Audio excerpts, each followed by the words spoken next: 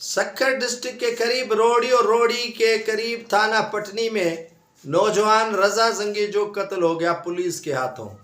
رضا زنگی جو قتل کیا گیا اور اس پر کئی SSP امجد شیخ کی جانب سے الزامات عائد کیے گئے کہ وہ ڈکیت تھا اور وہ کافی وارداتوں میں مطلوب تھا، کافی وارداتوں میں ملوث تھا۔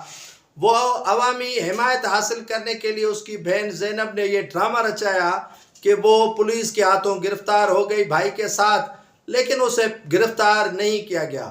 جب فوٹیجز سامنے آئے تو کلئی کھل گئی SSP امجد شیخ کے جھوٹ کی۔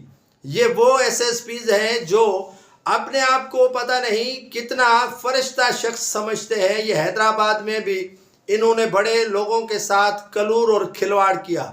اب نہ جانے سکھر کے عوام کے ساتھ کون سا کھلواڑ اور کلور کرنے جا رہے ہیں۔